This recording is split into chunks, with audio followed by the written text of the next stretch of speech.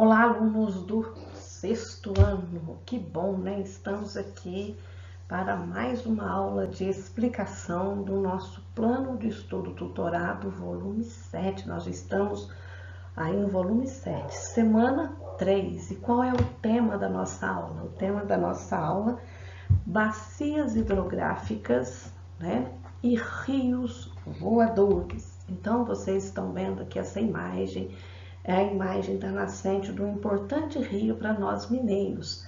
É a nascente do Rio São Francisco. Aqui nós temos o leito do Rio São Francisco. Observem, né? O Rio de São Francisco tem muitos cânions.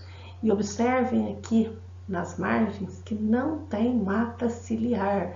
E é muito importante a mata ciliar para a conservação das águas do rio.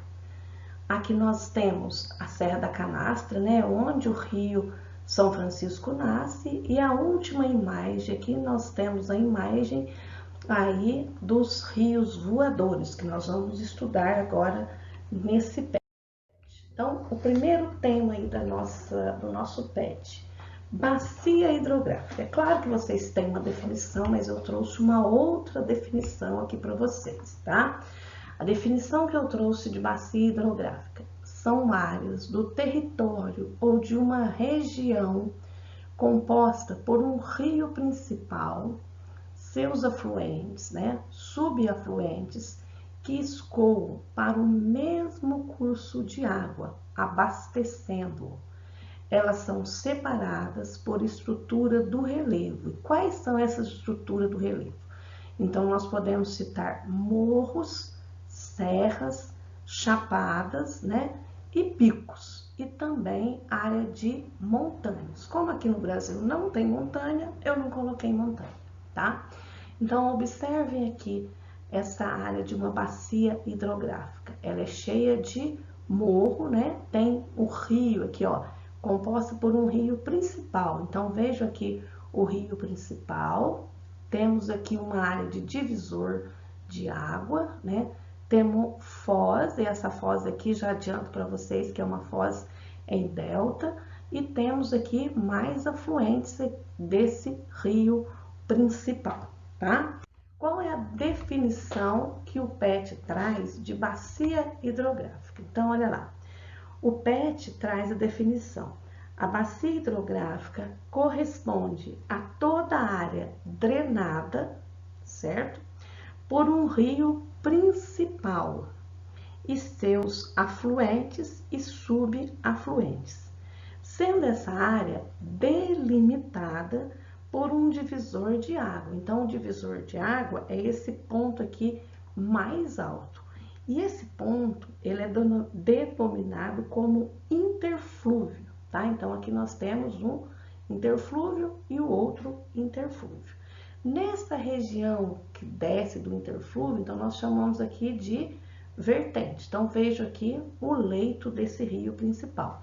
Nesta imagem, nós não temos afluentes ou subafluentes, tá? Os afluentes e subafluentes de um rio, então aqui nós já temos, ó, o rio principal, a área elevada, né? Os afluentes e os subafluentes aí desse rio, eles formam subbacias hidrográficas dentro da bacia principal. Então, o PET traz como exemplo, olha, o Ribeirão Arrudas, ele está localizado em Belo Horizonte, em Minas Gerais, né?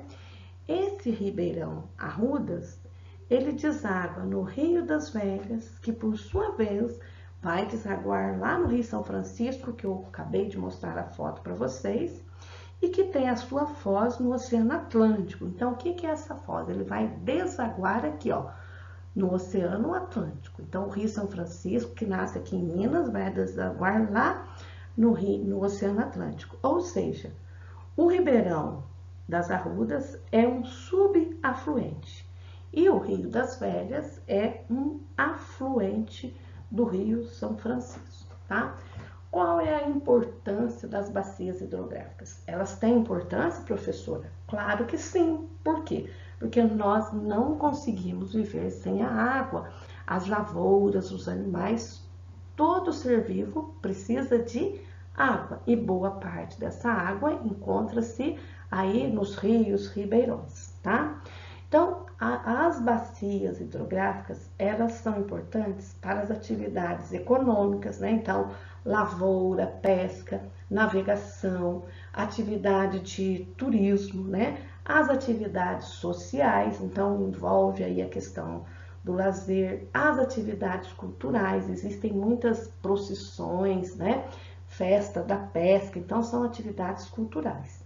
Fazem parte da discussão política e podem e devem organizar o território como uma unidade de planejamento e de gestão de águas. Por quê? Porque é importante hoje saber direcionar, saber como as águas dos rios estão e o que podemos fazer para torná-las ainda melhor, tá? De acordo com o Instituto Mineiro de Gestão das Águas, IGAM, o estado de Minas Gerais apresenta uma grande rede hidrográfica. Então, o nosso estado ele é composto por 17 bacias hidrográficas. Entre elas, destaque para a bacia do Rio São Francisco. Por quê? Porque ela é a terceira maior bacia hidrográfica do Brasil.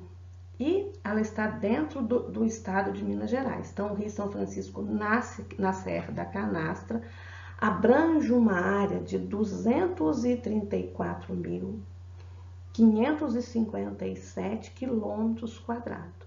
E as águas aí do Rio São Francisco, seus afluentes, subafluentes, eles abrangem 282 municípios e atende a uma população gigantesca de 2.368.943 habitantes. A cabeceira do Velho Chico, então a nascente aqui do Velho Chico, é o nome popular que foi dado para ele, então fica aqui na Serra da Canastra, né, no sul, na região sul-sudoeste de Minas. E a foz está lá no Oceano Atlântico. E o que vai acontecer? O Rio São Francisco, quando ele vai desembocar aqui no Oceano Atlântico, ele vai separar os estados de Sergipe e Alagoas. Então, olha, a bacia hidrográfica, ela pode ser dividida em diferentes partes ou elementos. Então, aqui eu já coloquei para vocês os elementos e as partes de uma bacia hidrográfica. Primeiro elemento é a nascente. O que é a nascente? A nascente é o local onde a água subterrânea aflora, então ela surge aí do subsolo, dando origem ao curso de água, né? O rio. Aí nós vamos ter o leito, certo? Então vejamos aqui. O leito é toda essa parte aqui, tanto do rio principal, quanto dos seus afluentes e subafluentes. E o que é o leito? O leito é esse caminho que percorre o rio. Então, toda a água por onde passa aí o rio, essa parte ela é chamada de leito. E nós vamos ter a margem, né? Então, nós vemos aqui, ó, afluente da margem direita e afluente da margem esquerda desse rio principal, tá? A margem é o local de contato entre a água e a superfície. Então, observa, tem a água e tem a superfície de solo. Pode ser denominada de margem direita e de margem esquerda. Professora, como que eu faço para encontrar a margem do rio? Então, você vai ver o rio, né? Você vai ver por onde a água está correndo. Então, veja, esse rio, a água está correndo nesse sentido aqui. Você vai dar as costas aqui para a foz e você vai colocar a sua mão, estender os braços. Estender os braços, aqui nós vamos ter margem direita e aqui a margem esquerda, tá? O rio principal. O rio principal é o curso de água para onde convergem todos os afluentes. Também é o rio que denomina o nome da bacia hidrográfica. Então, esse aqui é o rio principal. Vamos dar um nome para ele, Rio Sapucaí Mirim. Então, ele é o nome dessa região dessa bacia hidrográfica aqui de todo esse espaço, tá? O afluente, então aqui nós temos, ó, afluente da margem direita, afluente da margem esquerda, subafluente. É um curso de água que deságua no rio principal. E observem que o afluente, ele sempre vai ser um curso de água menor do que o rio aí principal. O subafluente, então aqui nós temos subafluente da margem esquerda, subafluente da margem direita, né? O subafluente é um curso de água que vai desaguar no rio que é afluente, no rio afluente, tá? E a confluência? A confluência é o ponto de junção ou encontro de dois fluxos de água. Então, vejam aqui que nós temos uma confluência, aqui nós temos outra confluência, e a foz é chamado de foz ou desembocadura. É o local onde o rio deságua. Esse rio, ele pode desaguar em um grande lago, pode desaguar em um rio, pode desaguar aí no mar ou até mesmo no oceano. Então, nós vamos ver agora os tipos de foz. Tem o exercício do PET que fala aí dos tipos de foz. Então, observe. Nós temos a foz em estuário e a foz em delta. A foz em estuário, ela é típica de um relevo aqui de planície. Então, observem que o rio, ele chega e deságua de uma vez aqui no mar. A foz em estuário, ele vai estar mais no rio de planalto. E observe que esse rio, ao chegar bem perto de desaguar, ele vai formando ramificações. Então, isso aqui nós chamamos de foz em delta, né? O delta, um dos deltas mais famosos do mundo é o delta do rio Nilo, lá na África, no Egito. A maioria das fozes dos rios brasileiros, a maioria da foz, então, dos nossos rios, é uma foz em estuário, dessa forma aqui, tá? Mas nós temos também a foz mista.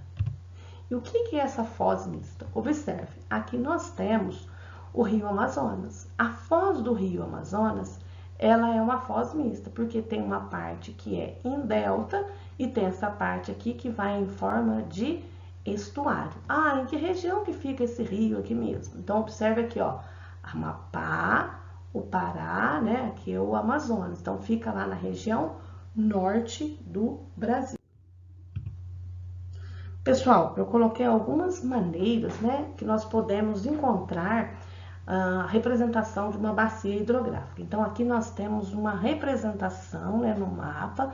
Observem que essas linhas aqui, elas correspondem ao relevo. Então, essas linhas que estão no meio é a parte mais alta do relevo. E observem que a nascente do rio vai estar sempre numa parte aí mais elevada. Então, essa aqui é uma bacia hidrográfica com as curvas de nível. Depois vocês podem perguntar para o papai: ô pai, o senhor faz curva de nível aí na lavoura do senhor, tá? Por que tem que fazer curva de nível? Depois eu vou explicar para vocês.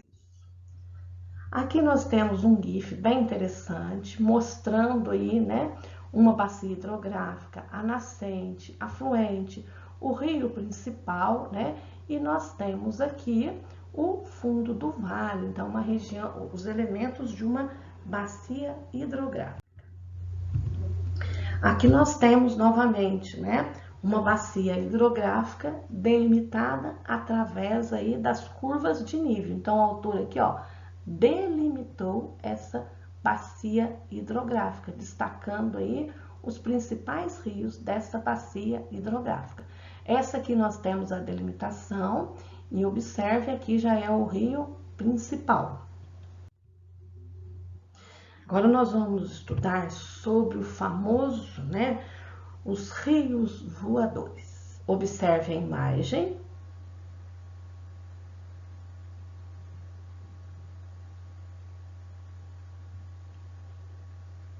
Muito bem, observaram, né? Os rios voadores é uma denominação, então é um nome, né, que nós utilizamos para caracterizar a grande quantidade de vapor de água originado da evapotranspiração que circula pela atmosfera. Então, o que é essa evapotranspiração? É a água que evapora aí das plantas devido ao calor do sol. E para onde vai essa água? Essa água se concentra em grande quantidade e então se movimenta, vocês estão percebendo o movimento aí, levando umidade para as regiões distantes da área onde ela foi formada.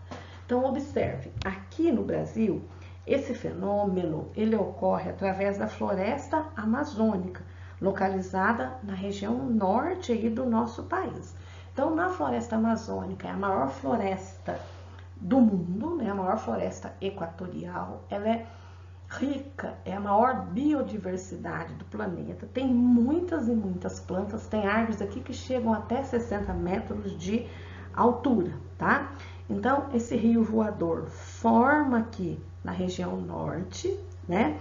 E depois ele dispersa, então vem essa corrente de umidade através das nuvens para as regiões centro-oeste, para a região sudeste e para a região sul.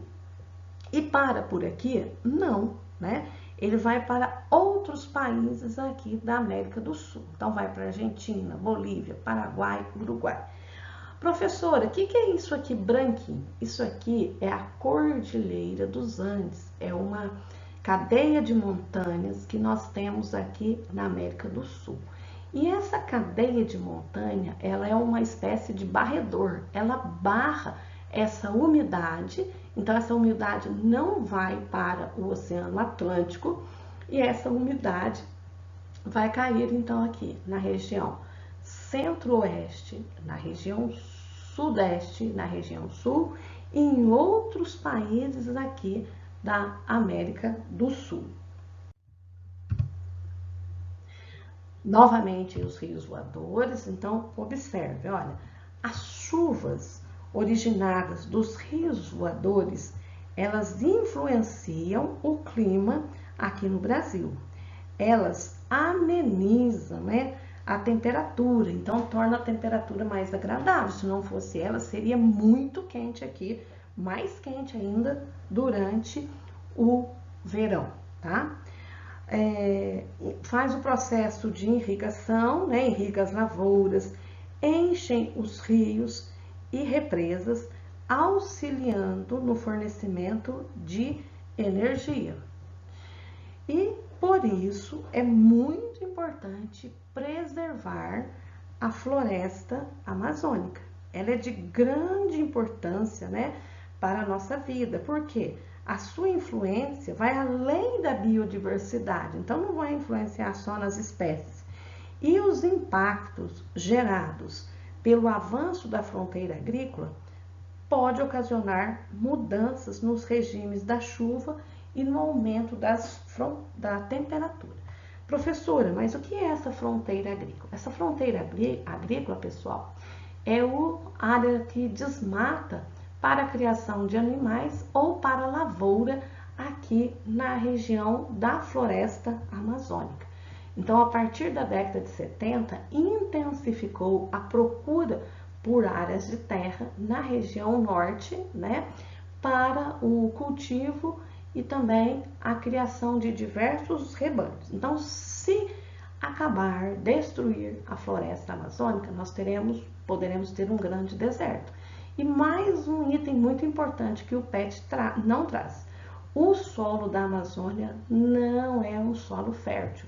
Só existe essa floresta grande e imensa aqui, porque essa floresta é alimentada pelos restos de animais, né? Os restos de plantas, folhas, sementes que caem e formam, então, uma grande capa de humus, de solo que alimenta essa floresta, tá ok? Pessoal, então essa foi a explicação aí da semana 3. Faça as atividades com muita atenção, procurem, pesquisem sobre os rios voadores, assistam mais vídeos aí pelo YouTube para que vocês possam compreender melhor a questão dos rios voadores. E o conteúdo das bacias hidrográficas também é de suma importância. Um grande abraço, um grande beijo da professora Mariana. Até mais!